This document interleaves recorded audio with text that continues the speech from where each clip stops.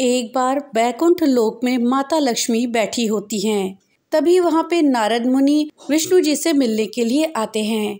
विष्णु जी को वहाँ ना पा करके वो देवी लक्ष्मी से पूछते हैं, माते प्रभु कहाँ है, मैं उनके दर्शन करने आया हूँ। तब माता लक्ष्मी कहती हैं कि पृथ्वी लोक पर एक भक्त प्रभु का नाम का जप कर रहा था, तो प्रभु उससे प्रसन्न होकर के उसकी सहायता के लिए गए हैं। तब नारद जी माता लक्ष्मी से पूछते हैं, माता हमारे प्रभु क्या उनके नाम का जाप करने मात्र से ही प्रसन्न हो जाते हैं और हमारे जीवन की मुश्किलों को आसान बना देते हैं? तब माता लक्ष्मी कहती हैं, हाँ नारद जी, प्रभु हमारे ऐसे ही हैं। उनके नाम का मात्र जाप करने से ही वो हमसे प्रसन्न हो जाते हैं और हमारे जीवन की सभी परेशानियों को दूर कर देते हैं। तुम्हारी इस बात को तुम्हें समझाने के लिए मैं तुम्हें एक कथा सुनाती हूँ। इसे ध्यान से सुनना, तब तुम्हें पता चल जाएगा कि प्रभु उनके नाम का जाप करने मात्र से ही किस तरह प्रसन्न होकर के व्यक्ति की सभी परेशानियों को हर लेते हैं। इस कथा को ध्यान से सुनना, आधी अधूरी कथा बीच में मत छोड़ना, नहीं तो तुम्हें नाम जप की महिमा का ज्ञान नहीं होगा। तब नारद जी कहते हैं, जी माता, आप मुझे विस्तार से कथा सुनाइए। मैं और प्रभु के सभी भक्त इस कथा को बहुत ही ध्यान से सुनेंगे। तब माता लक्ष्मी कहती हैं, तो सुनो। एक गांव में सुदर्शन नाम का एक नौजवान रहता था। सुदर्शन बहुत ही गरीब था, उसका कोई परिवार नहीं था। वो एक अनाथ लड़का था। उसके पास संपत्ति के नाम पर केवल एक घर और एक गाय थी। सुदर्शन के पास खेती बाड़ी करने के लिए कोई जमीन भी नहीं थी, इसलिए वो अपना गुजारा जंगल से लकड़ियां काट कर और उनको बेच करके करता था। इसी तरह से उसका जीवन यापन चल रहा था। लेकिन इतनी गरीबी होने के बाद भी सुदर्शन की परमात्मा से कोई शिकायत नहीं थी। वो रोज सुबह जल्दी उठता और ओम नमो भगवते वासुदेवाय नमः का जाप करता। फिर उसके बाद वो अपने बाकी के काम शुरू करता था। सुदर्शन विष्णु भगवान को बहुत मानता था। गरीब होने के बावजूद वो लोगों की मदद करता था और जितना हो सके उनकी सेवा भी करता था। वो रोज सुबह उठकर जंगल में लकड़ी काटने के लिए चला जाता और जो भी पैसे उसको मिलते उससे वो अपने घर का राशन लाता। एक दिन सुदर्शन लकड़ियां काटने गया। उस दिन उसका काम जल्दी खत्म हो गया। वो लकड़ियों को बेचने के लिए बाजार की तरफ गया, लेकिन उस दिन गर्मी बहुत ज़्यादा थी, इसलिए सुदर्शन का गला प्यास के कारण सूख रहा था। उसने आसपास देखा, लेकिन उसको कोई नदी या तालाब नहीं दिखाई दिया जहां वो अपनी प्यास बुझा सके। थोड़ी दूर चलने के बाद सुदर्शन को एक झोपड़ी नजर आई। वो उस झोपड़ी को देख करके बहुत हैरान था। वो सोचने लगा कि इस सुनसान जगह पर किसकी झोपड़ी है। फिर सुदर्शन ने सोचा कि शायद मुझे यहाँ पीने के लिए पानी मिल जाए। ये सोचकर सुदर्शन झोपड़ी के पास गया। झोपड़ी के पास पहुंचकर सुदर्शन ने आवाज़ लगाई। उसकी आवाज़ सुनकर एक लड़की झोपड़ी से बाहर आई। उसने उससे पूछा कि आप कौन हैं और मुझे आवाज़ क्यों लगा रहे हैं। तब सुदर्शन ने कहा कि मैं एक लकड़हारा हूँ और जंगल से लकड़ियाँ काट कर ले जा रहा था, लेकिन मुझे बहुत तेज़ी से प्यास लगी है गर्मी के कारण। मुझे आपकी झोपड़ी नज़र आई। मैंने सोचा शायद मुझे यहाँ पीने को पानी मिल जाए। क्या आप मुझे थोड़ा सा पानी दे सकती हैं पीने के लिए? लड़की ने उससे कहा कि आप यहीं पर रुकिए, मैं अभी आपके लिए पानी लेकर आती हूँ। ऐसा कहकर वो अंदर गई और उसके लिए पानी लेकर के आ गई। सुदर्शन ने पानी पीकर अपनी प्यास बुझाई। फिर उसने लड़की से पूछा कि आप कौन हैं और यहाँ पे सुनसान जगह पे क्यों रहती हैं? उस लड़की ने अपना नाम मीरा बताया। उसने कहा कि मैं इस जगह पे अकेली रहती हूँ। पहले यहाँ पे मेरे साथ मेरा भाई भी रहता था, लेकिन अभी कुछ दिन पहले ही मेरे भाई की मृत्यु हो चुकी है। सुदर्शन ने उसकी बात सुनकर कहा कि तुम्हारे माता पिता कहाँ हैं? तब उसने कहा कि मेरे माता पिता की तो मेरे बचपन में ही मृत्यु हो गई थी। तब से मैं अपने भाई के साथ ही रहती थी, लेकिन अब मेरे भाई की भी मृत्यु हो चुकी है। सुदर्शन ने उसकी बात सुनकर कहा कि तुम्हें इस जगह पर अकेले डर नहीं लगता? तब मीरा बोली, नहीं, मुझे किसी से और कहीं भी डर नहीं लगता है। यहाँ रहते हुए मेरा आधा जीवन तो कट ही गया है, बाकी जीवन भी कट जाएगा। अब देखने लायक रह ही क्या गया है? माँ बाप बचपन में ही चले गए थे, बाद में भाई ने भी साथ छोड़ दिया। सुदर्शन ने उसकी बात सुनकर कहा कि मेरा जीवन भी तुम्हारे जैसा ही है। मेरा भाई इस दुनिया में कोई नहीं है। मैं खुद एक गांव में अकेला रहता हूँ और लकड़ियों को काट कर उन्हें बेचकर अपना गुजारा करता हूँ। मीरा बोली, माता पिता के जाने के बाद एक मेरा भाई ही था जो मेरी चिंता करता था। वो सोचता था कि मेरा क्या होगा, मैं अपनी ज़िंदगी कैसे जीऊँगी। उन्होंने एक दो जगह मेरी शादी की बात भी करी, लेकिन मेरा एक हाथ ना होने के कारण मेरी कहीं शादी तय ना हो पाई। मुझसे कोई भी शादी करने के लिए तैयार ना हुआ। मीरा की सभी बातें सुदर्शन ध्यान से सुन रहा था। उसने मीरा से कहा, मीरा, मैं तुमसे एक बात कहना चाहता हूँ, लेकिन कहने में बहुत संकोच हो रहा है। तब मीरा बोली, अपनी बात कहने में संकोच क्यों कर रहे हो? तुम्हें जो कहना है निसंकोच होकर कहो। तब सुदर्शन कहता है, मैं तुमसे शादी करना चाहता हूँ, क्या तुम मुझसे शादी करोगी? मीरा ये सुनकर चौंक जाती है। उसे अपनी कानों पे विश्वास नहीं हो रहा था। वो सुदर्शन से कहती है, तुम मुझसे ही शादी क्यों करना चाहते हो? तुम तो मुझे अच्छी तरह जानते भी नहीं। तब सुदर्शन बोला, तुम चाहो तो मुझे मना भी कर सकती हो। मैं तो ये सोच रहा था कि हम दोनों ही इस दुनिया में अकेले हैं। हम दोनों अगर एक दूसरे का साथ दे दें, एक दूसरे के साथ मिल कर के रहें, एक दूसरे का दुख बांटें, तो हम दोनों की ज़िंदगी अच्छे से गुजर हो पाएगी। हम दोनों एक दूसरे का सहारा बन जाएंगे। मीरा कहती है, मेरे तो एक हाथ भी नहीं है, फिर भी तुम मुझसे शादी क्यों करना चाहते हो? सुदर्शन ने कहा, मुझे इस बात से कोई फर्क नहीं पड़ता। तुम सिर्फ ये बताओ कि क्या तुम मुझसे शादी करोगी या नहीं? मीरा ने सोच करके शादी के लिए हाँ कर दिया। उसके बाद दोनों मंदिर में जाकर के शादी कर लेते हैं। फिर उसके बाद सुदर्शन मीरा को अपने घर ले आता है और कहता है कि ये मेरा छोटा सा घर है और यहाँ पे तुम्हारा स्वागत है। अब तुम अपने ढंग से इस घर को सजाओ संवारो। ये घर अब तुम्हारा भी है, लेकिन तुम ये बात सोचकर दुखी मत होना कि इस घर में और कोई नहीं है, और इस बात को ध्यान रखो कि अब तुम ही इस घर की मालकिन हो और तुम्हें ही सब कुछ देखना है। सुदर्शन की शादी की बात पूरे गांव में फैल गई।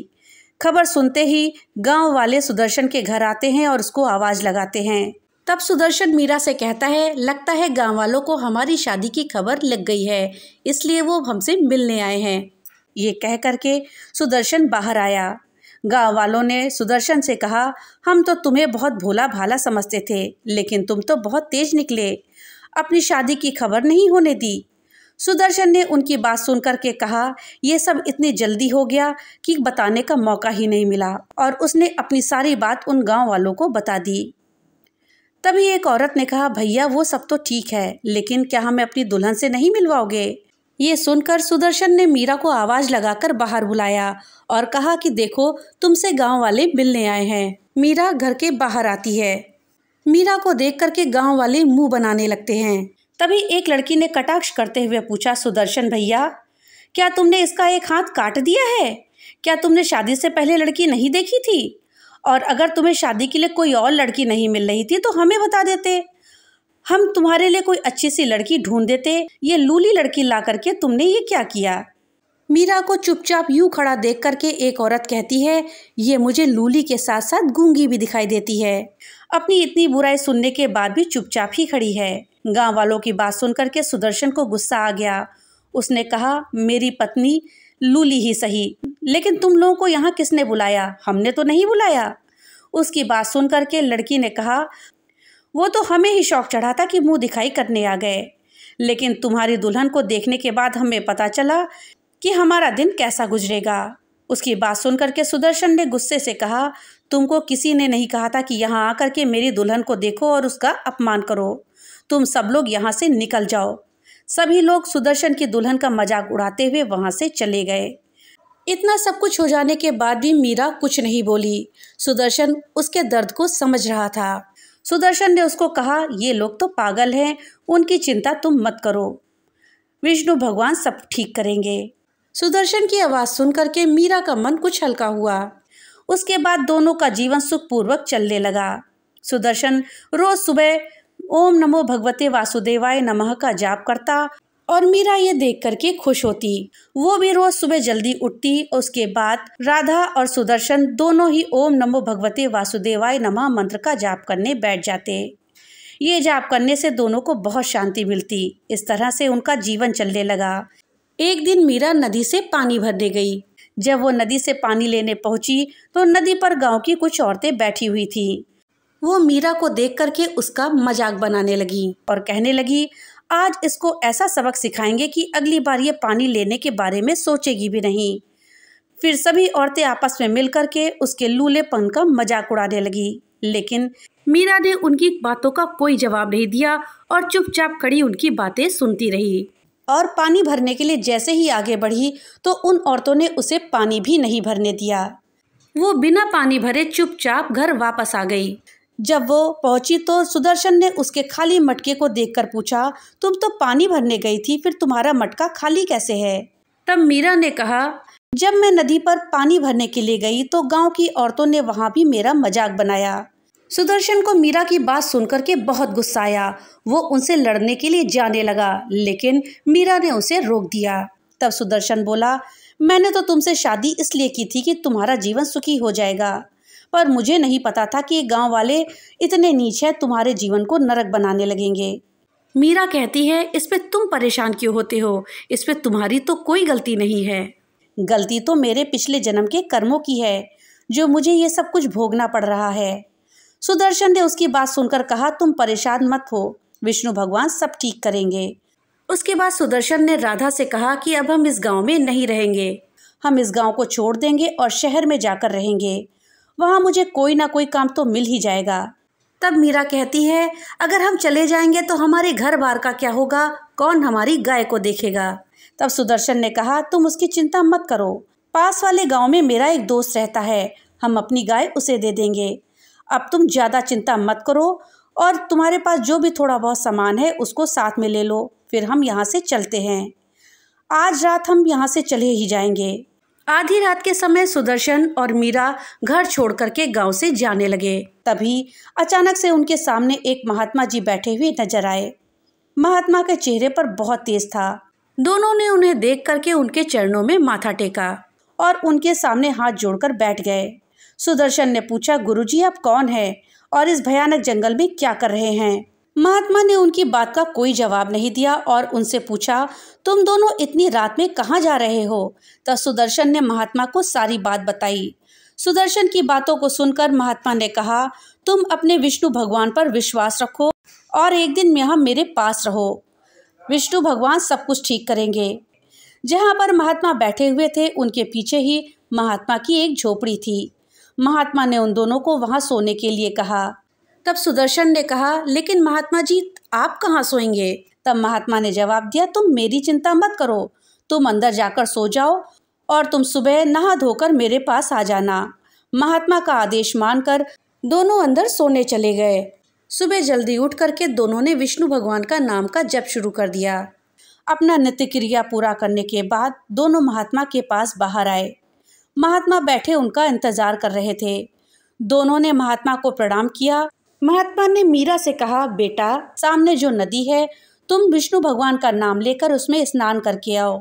मीरा ने महात्मा की बात मानी और वो विष्णु भगवान के नाम का जाप करते हुए नदी में उतर गई। जब उसने पानी में डुबकी लगाई और उसके बाद बाहर आई तो वो जोर जोर से सुदर्शन को आवाज देने लगी। सुदर्शन मीरा की आवाज सुनकर उसके पास दौड़ा चला आया।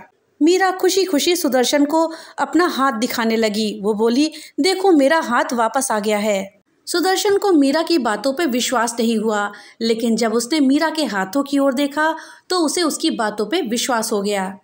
इस चमत्कार के बारे में दोनों को कुछ भी समझ में नहीं आ रहा था। यह बात जानने के लिए दोनों वापस महात्मा के पास गए, लेकिन जब दोनों वापस पहुंचे तो वहां पर ना तो महात्मा थे और ना ही कोई झोपड़ी। यह देख करके वो दोनों चकरा गए, लेकिन दोनों नाम जपने वाले थे, इसलिए वो समझ गए कि यह जो चमत्कार हुआ है वो सब विष्णु भगवान के नाम के जपने से हुआ है। सुदर्शन तो इस बात का पहले ही विश्वास करता था, लेकिन अब मीरा को भी विष्णु भगवान पर पूरी तरह से विश्वास हो गया था। इसके बाद दोनों शहर चले गए। विष्णु भगवान की कृपा से सुदर्शन को काम भी मिल गया। वो बहुत ही मेहनत और ईमानदारी से काम करने लगा और कुछ ही दिन में उसकी गरीबी दूर हो गई। तब माता लक्ष्मी ने नारद जी से कहा, नारद जी ये है नाम जप की महिमा। देखिए जिस तरह से सुदर्शन ने विष्णु भगवान के नाम का जप किया और साथ में मीरा ने भी विष्णु भगवान के नाम का जप किया तो उनके दिन बहुर गए। दोनों को अपने जीवन के कष्टों से मुक्ति मिल गई और दोनों का जीवन खुशी खुशी बीतने लगा। तब नारद जी कहते हैं, जी माता, मुझे आज नाम जप की महिमा समझ आ गई है। नारद जी कहते हैं, मेरा इस समस्त मानव जाति से निवेदन है कि सब लोग भगवान के नाम का जप करें। भगवान के नाम का जप करने मात्र से ही जैसे सुदर्शन और मीरा के दिन बहुर गए, वैसे ही सबके दिन बहुर जाते हैं और सबके जीवन के कष्ट दूर हो जाते हैं। दोस्तों, वीडियो अगर अच्छी लगी हो तो वीडियो को लाइक और ज़्यादा से ज़्यादा शेयर करिएगा। और हाँ, अगर चैनल पे नए आए हैं तो चैनल को सब्सक्राइब करना मत भूलिएगा और बेल आइकन ज़रूर दबाइएगा, जिससे कि मेरी वीडियो सबसे पहले आप तक पहुँच सके। तो मिलते हैं अगली एक नई वीडियो के साथ, तब तक के लिए राधे राधे।